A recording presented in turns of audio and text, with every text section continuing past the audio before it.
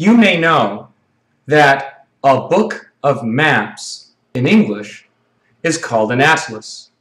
So if you have any kind of a book that has a large number of maps in it, we use the word atlas to describe that kind of an object. But did you know how the word atlas came into the English language? The word atlas dates back to the 1580s in terms of its use in English. But its origins go back far, far longer than that. Its origins go back at least 2,500 years to ancient Greece. Atlas was a titan, and this titan was one who challenged the gods of Mount Olympus.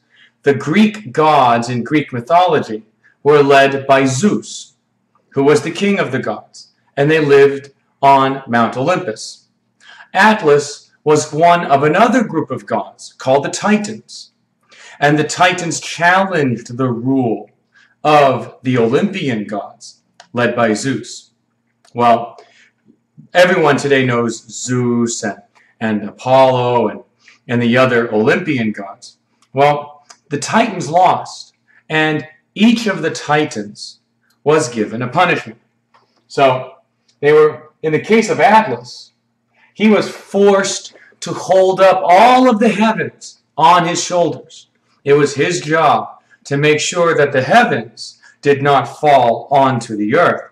Now, later on, particularly in European pictures of the Middle Ages and later, you would see Atlas as holding up the world. You would see the world on his shoulders, and he'd be holding the world on his shoulders. This is not the original Greek idea, but this is an idea that started reaching or entering the images in Europe in the Middle Ages.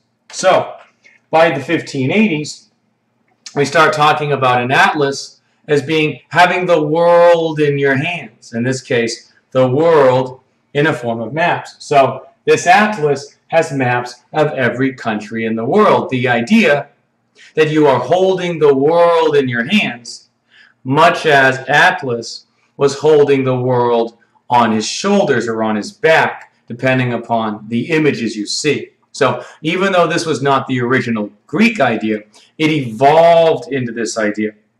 So now we have an atlas as being a book of maps. You're holding the world in your hands. There's also a chain of mountains in northwestern Africa called the Atlas Mountains. And so they are tall mountains, and to the ancient Greeks, this area was the edge of the world. Now, it's what is today Morocco, Algeria, and Tunisia, the western end of the Mediterranean Sea, south of Spain. This small entryway, which is between the Mediterranean, Didonhai, and the Atlantic Ocean, was to the ancient Greeks the end of the world, and said to be the location in which Atlas himself was holding the heavens on his shoulders. So we have an atlas, a book of maps, which comes from the idea that he held the world on his shoulders, which is a little bit of a change from the ancient Greek. And then you have the Atlas Mountains in modern-day Northwest Africa, in modern-day Morocco and Algeria, where you have Atlas, the Titan, holding up the world on his shoulders at the edge of the world as known to the ancient Greeks.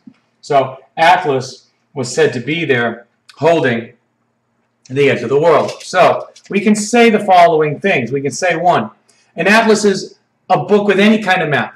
So now when we use the word atlas, it does not have to be an atlas of the whole world.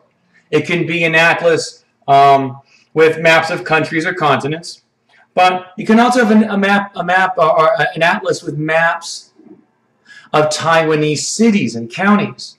So if you have a map of each city and county in Taiwan in a book, we can call that an atlas of Taiwan. Or in the United States, you might have an atlas of U.S. states, where you've got maps of each state, and then maybe more maps of each city, or the important cities in those states. Okay, so, and then you could have something like special maps. It doesn't have to be like full maps.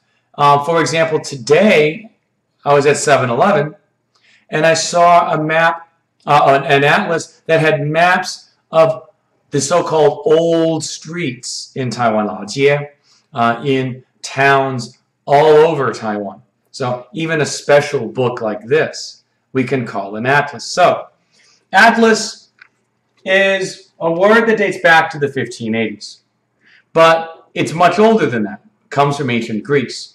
Today, it's said to be a book of maps, but in the past, Atlas was a titan who had to hold the heavens on his shoulders.